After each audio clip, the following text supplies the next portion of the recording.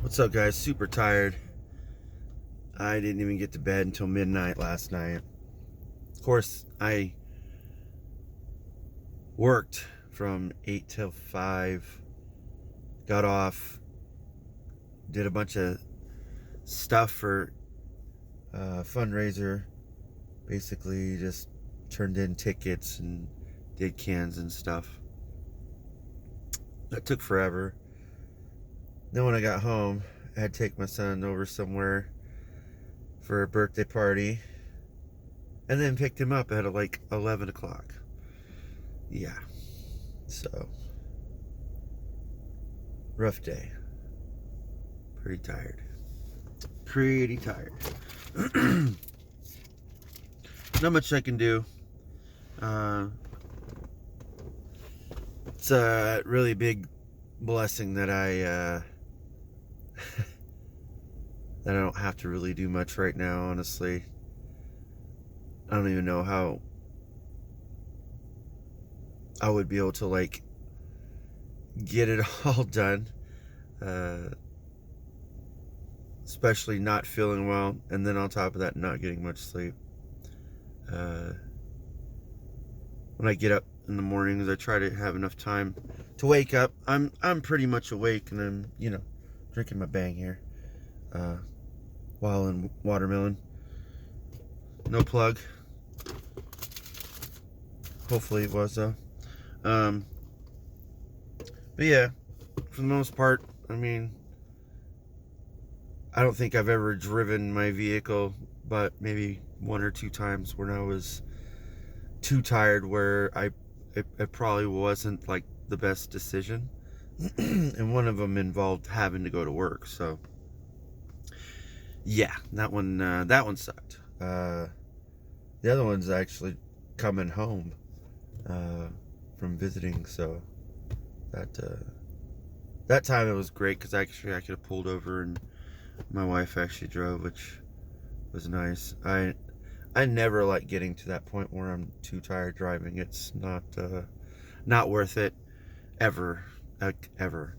So like the things that I can't change or whatever, for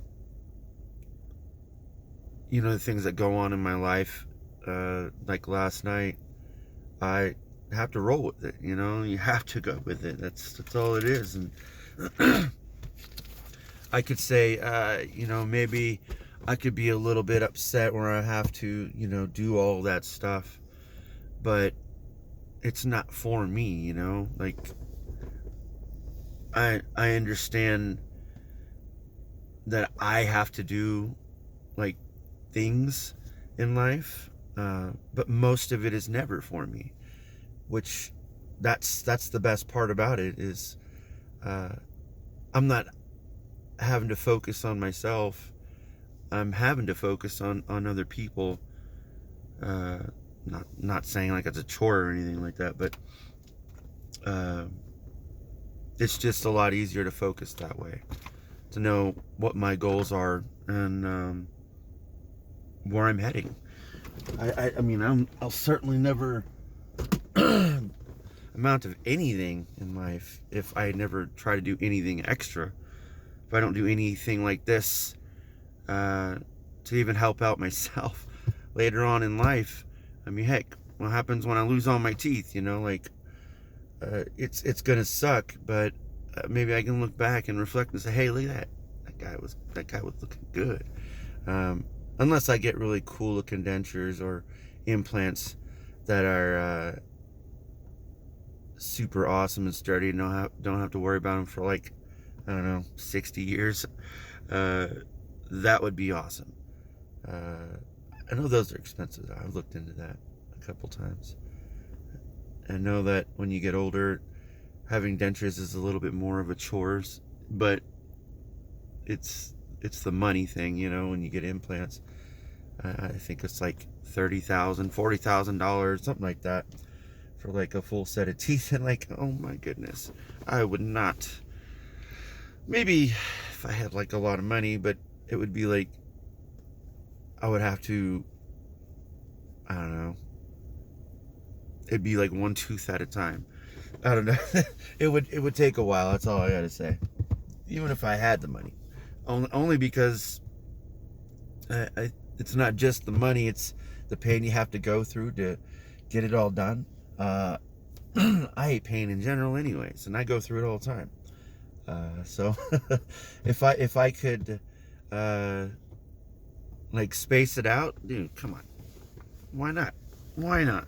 Doing it all at once, especially with work, and you never really have that much time off. I mean, looking at my vacation time and sick time, my vacation time isn't even it's not even enough for like 2 weeks of time off if I need it. Not that I'll ever really take that much time off if I even wanted to, honestly, because it's boring. It really is. But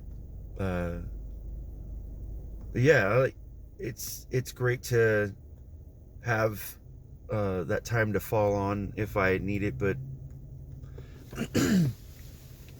yeah, I'll probably only use it sparingly for like basketball games and stuff, which I'm gonna ask and request for. Cool thing is some of them are kind of spaced out, but I'm gonna miss a lot of games, and that's the really thing that that's the really big thing that really sucks for me, because I don't want to miss all those games. I don't get to replay those in my head. I never get to see them. And I know that, the things that my kids go through when I'm not there, the way they convey their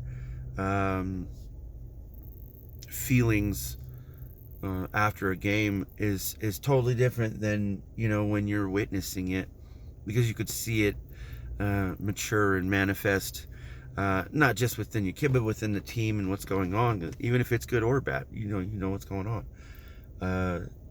So I'd rather get the whole story than the tail end. I mean, it really helps to gauge the game and what went on and what they went through. It's just a lot easier for us, well, as parents.